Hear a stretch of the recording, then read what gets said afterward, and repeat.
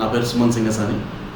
నేను నిజామాబాద్ బోధ నుండి నా నేటివ్ అండ్ నేను ప్రస్తుతం ఒక సాఫ్ట్వేర్ ఇంజనీర్గా పనిచేస్తున్నాను. నేను ఈ జాబ్ చేస్తూనే నాకు చిన్నప్పటి నుండి ఉన్న ప్యాషన్ని కంటిన్యూ చేయాలని ఒక ఫీలింగ్ ఉంటుంది. సో దానికోసం అని చెప్పేసి నేను షార్ట్ ఫిల్మ్లో యాక్ట్ చేశాను, థియేటర్ గ్రూప్లో యాక్ట్ చేశాను. సో ఆడిషన్స్ అంటే తీసుకున్నారు ఆయన, అంటే ఆ క్యారెక్టర్ తగ్గట్టు నేను ఎలా ఇవ్వగలను, నేను ఎలా ఎక్స్ప్రెషన్స్ ఇవ్వగలను, నేను అసలు దీనికి సూట్ అవుతానా లేదా అనేది తీసుకున్నారు ఆయన ముందు. రోల్కు కన్ఫర్మ్ అయినప్పుడు నేను ఫస్ట్ టైం అనుకున్నాను నేను, అంటే ఈ రోజు నేను ఒక ఫ్యామిలీ లాగా, అంటే ఒక ఫాదర్ క్యారెక్టర్ కానీ ఒక మేనేజర్ క్యారెక్టర్ కానీ ఇలాంటివి చేశాను. కానీ అంటే కంప్లీట్గా ఈ రోల్లో అనేది నేను చెప్పేసరికి కొంచెం నాకు చేయగలనా లేదా అని అనిపించింది. తర్వాత ఆయన అంత కాన్ఫిడెంట్గా నన్ను సెలెక్ట్ చేసినప్పుడు ఇంకా నేను ఎందుకు వెనక్కి తగ్గాలన్నట్టు ఆ ఫీలింగ్ కూడా వచ్చి నేను ముందుకెళ్ళడం జరిగింది. రెమ్యునరేషన్ గురించి అయితే మేము మాట్లాడుకోలేదు అండ్ నాకు ఆ థాట్ లేదు అండ్ దాని గురించి అయితే మాట్లాడుకోలేదు. బేసిక్గా ఒక ప్రేమ కథ అనే షార్ట్ ఫిల్మ్ తీశారు. అది చూసిన తర్వాత అనిపించింది, అరే ఈయనకు ఒక విజన్ ఉంది, ఒక ఇలా తీయాలి, ఇలా చెప్పాలి మనం అని ఒక థాట్ ఉంది ఆయనకి. సో నాకు చాలా ఇంట్రెస్ట్ అనిపించింది అన్నమాట ప్రేమ కథ చూసిన తర్వాత. ఈయనతో వర్క్ చేయాలనే ఒక ఫీలింగ్ కూడా వచ్చింది. సో ఇంకా ఆయనతో వర్క్ అంటే చాలా ఈజీగా అయిపోయింది. నాకు పెద్దగా కష్టము, ఆయన నాకు ప్రెషర్ పెట్టడం ఇలాంటిది ఏం లేదు.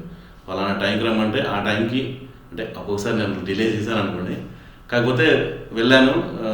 నాకు మంచి ఫ్రీడమ్ ఇచ్చారు, నువ్వు ఎలా చేయాలనుకుంటున్నావు దీనికి, అంటే ఆయన అనుకున్న కాకుండా నేను ఎలా చేయగలను, ఇంకా దాన్ని ఇంప్రూవైజ్ ఎలా చేయగలను అనేది కూడా ఆయన తీసుకున్నారు అనమాట. తీసుకొని దాన్ని బట్టి దాన్ని యాక్సెప్ట్ చేశారు. యాక్చువల్గా ఒక డైరెక్టర్కి అది మెయిన్గా ఉండాల్సింది, అంటే కోఆర్డినేషన్. బేసిక్గా చెప్పాలంటే డైరెక్టర్కిను ఒక యాక్టర్కి ఉండాల్సిన కోఆర్డినేషన్ అది. సో ఆయన చెప్పింది మనం తీసుకోవాలి, మనం చెప్పింది కూడా ఆయన తీసుకుంటే అవుట్పుట్ అనేది చాలా చక్కగా వస్తుంది అన్నమాట.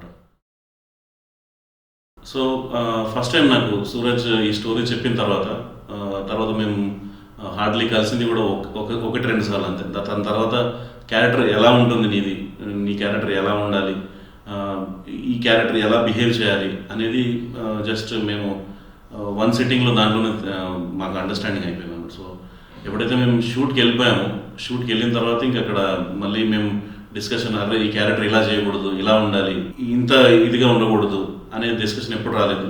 సో ఆయన ఎప్పుడైతే మేము డిసైడ్ అయిపోయాము, సో అప్పటి నుంచి నేను ఆ క్యారెక్టర్లో ఉండడం, అది ఆయనకు నచ్చడం, ప్రతి షాట్ కూడా ఆయనకు నచ్చినట్టు తీసుకోవడం చాలా ఈజీ అయిపోయింది అన్నమాట మాకు.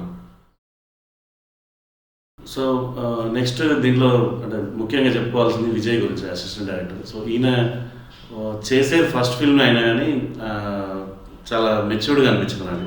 But is also writer. First of all నన్ను ఎప్పుడైతే పిలిచి ఈ స్టోరీ గురించి చెప్తున్నారో, సూరజ్ తనకి చెప్పారనమాట, నువ్వే ఎక్స్ప్లెయిన్ చేయి ఈ స్టోరీ గురించి తనకి అని చెప్పేసి. బట్ విజయ్ రెడీగా లేడు అనమాట, అంటే ఆయనకు అంత ఎక్స్పీరియన్స్ లేదు, ఈయనకు ఎక్స్ప్లెయిన్ చేద్దాము ఒకటే అనేది ఆయనకు లేదనమాట. సో మెల్లిమెల్లిగా ఆ భయాన్ని పోగొట్టుకొని మెల్లిమెల్లిగా థింగ్స్ అన్నీ నేర్చుకున్నారు. అన్నీ దాదాపుగా ఈ సినిమాలో షార్ట్స్ అన్నీ కూడా కొన్ని షార్ట్స్ చూస్తే సూరజ్ డైరెక్ట్ చేయలేదు అనమాట కొన్ని షార్ట్స్. సో సూరజ్ అంత ఫ్రీడమ్ ఇచ్చేసిండు ఆయనకి, నువ్వు ఈ షార్ట్స్ డైరెక్ట్ చేసి పెట్టు అన్నట్టు. సో మంచి ఫ్రీడమ్ ఇచ్చారు. సో విజయ్ కూడా చాలా చక్కగా నేర్చుకున్నాడు. అదొక డిపార్ట్మెంటే కాదు, డబ్బింగే కానీ డబ్బింగ్ దగ్గర నుండి చూసుకున్నాడు, ఎడిటింగ్ దగ్గర నుండి చూసుకున్నాడు. సో ఒక 4-5 చేసే అసిస్టెంట్ ఆ పనిని ఫస్ట్ ఫిలింకి ఆయన నేర్చుకోగలిగాడు. సో నెక్స్ట్ టైం మళ్ళీ ఏదైనా తీద్దాం అనుకున్నప్పుడు ఆయనే డైరెక్షన్ చేసే ఇదిగా ఆయన రెడీ అయ్యాడు అన్నమాట. సో కమింగ్ టు ఈ లాస్ట్ ఫైట్ ఏదైతే ఉంటుందో మనకి ఈ సినిమాలో వచ్చే లాస్ట్ ఫైట్, సో దీన్ని ముందు అసలు ఏదో ఫైట్ ఉంటుందని అనుకున్నాం, కానీ అసలు ఎలా చేయాలి, ఎలా కొరియోగ్రఫీ చేయాలి అనేది అసలు అనుకోలేదు. ఏదో డైరెక్టర్ చెప్పింది ఒకటే మాకు, జస్ట్ మీరు ఎలా అయినా కొరియోగ్రఫీ చేసుకోండి, ఎలా అయినా చేసుకోండి, బట్ నాకు ఒక ఎమోషన్ కనబడాలి అందులో. ఎమోషన్ తగ్గితే మాత్రం నేను మళ్ళీ రీటేక్ తీసుకుంటాను అని చెప్పారు. సో రీటేక్స్ పడినాయి, బట్ ఆ ఎమోషన్ క్యారీ అయింది. సో డైరెక్టర్ సాటిస్ఫై అయ్యారు. పర్టికులర్గా ఎలా ఉంటుందంటే ఈ ఫైట్ మనం గల్లీలో జనరల్ దెబ్బలాడుకున్నప్పుడు ఎలా ఉంటుందో, అంటే ఏదో వాడు వచ్చి ఇలా కొట్టగానే నేను తిరిగి చేయడం అలా కాకుండా గల్లీలో ఎలా కొట్టుకుంటారు సింపుల్గా తోసేసుకోవడం, నెట్టేసుకోవడం, అంటే ఒక రియల్ ఫైట్ లాగా మీకు అనిపిస్తుంది అన్నమాట చూస్తున్నాము. సో దీనికి పర్టికులర్గా ఇలాగే అనుకోవాలనైతే మేము డైరెక్టర్ డైరెక్టర్ అనుకోలేదు, అసిస్టెంట్ డైరెక్టర్ విజయ్ కూడా అనుకోలేదు. సో అలా ఫ్లోలో వెళ్ళిపోయింది అనమాట. సో ఎమోషన్ అయితే క్యారీ అయింది మొత్తానికి ఫైట్లో.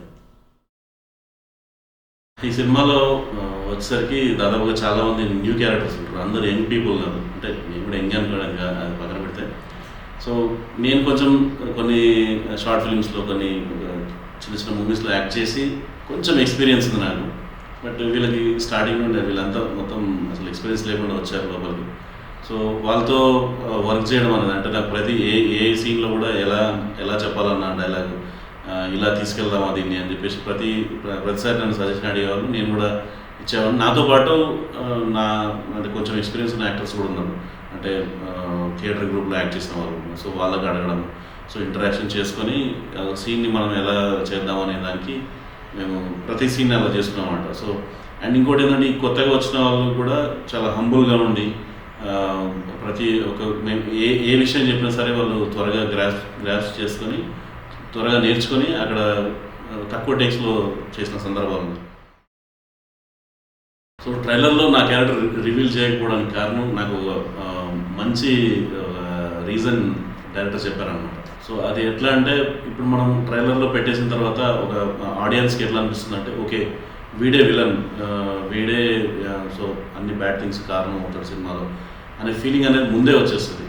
సో ఎప్పుడైతే సినిమా చూస్తున్న ఆడియన్కి ఒక అమ్మాయిని భయపెడుతున్నాడు, జనాలతో గొడవ పడుతున్నాడు అన్నప్పుడు చాలా డిఫరెన్స్ ఉంటుంది అనమాట చూసే ఆడియన్స్కి. సో ముందే రివీల్ చేయడం వేరు, సినిమాలో వచ్చిన తర్వాత వాళ్ళకు వచ్చే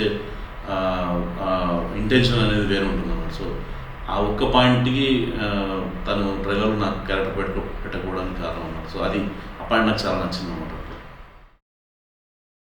నాకు ఫేవరెట్ మూమెంట్ అంటే సినిమా మొత్తంలో ఆ అమ్మాయిని బ్యాక్ నుంచి వాచ్ చేస్తూ వెళ్ళడం అనమాట. సో ఒక తెలియని అమ్మాయి, సో తనకు కూడా వీడియో కూడా తెలియదు అన్న కైండ్ ఆఫ్ ఎక్స్పీరియన్స్ ఉంటుంది చూడండి. ఆ అమ్మాయికి ఉండే భయం, నాకుండే ఆ లస్ట్, సో నేను చూపించడం, అంటే నేను యాక్ట్ చేసి చూపించడం అనేది నాకు చాలా ఫేవరెట్ మూమెంట్ అనమాట. సో ఆ డబ్బింగ్ చెప్పడానికి నాకు 4 hours పట్టింది అనమాట. సో అప్పుడు కూడా నన్ను ఓపిక్గా తను కూర్చోండి ప్రతి డైలాగ్ని కూడా సూరజ్ మరి ఇలా చెప్తామా అని ఆ టైంలో అనుకోవడం. సో తను దాన్ని కూడా యాక్సెప్ట్ చేయడం. సో ఓపిక్గా కూర్చొని నాతోనే కాదు మొత్తం క్రూ మొత్తానికి కూడా మళ్ళీ ఓపిక్గా అందరినీ పిలిచి, పలానా చోట నువ్వు సరిగ్గా చెప్పలేదు, మళ్ళీ ఇంకోసారి చెప్తే బాగుంటుందని. అంటే ఇది కూడా ఉండాలన్నమాట మనకి, అంటే యాక్టర్స్తో టెక్నీషియన్స్తో పనిచేస్తున్నప్పుడు మనకు ఈ లెవెల్ ఆఫ్ కూడా ఉండాలన్నమాట. So all credit goes to Suraj ఉండి, అంటే డైరెక్టర్ వెనకాల ఉండి ప్రతి ఒక్కరిని సపోర్ట్ చేస్తూ ముందు తీసుకెళ్ళి ఇంత పెద్ద ఫిల్మ్ని పాసిబుల్ చేసింది యాక్చువల్గా. సో దానికి థ్యాంక్స్ చెప్పాలి సూరజ్కి. స్టోరీ అండ్ క్యారెక్టర్ చెప్పినప్పుడు నేను తీసుకెళ్ళి దీన్ని నా వైఫ్ ముందు చెప్పాను అనమాట. సో క్యారెక్టర్ ఇలా ఉంటుంది అని చెప్పేసి తను చాలా ఎంకరేజ్ చేసేది అనమాట. దాదాపుగా నా లైఫ్లో నేను మ్యాక్సిమం థ్యాంక్స్ చెప్పాలనుకుంటే మాత్రం నా వైఫ్కే చెప్తాను నేను.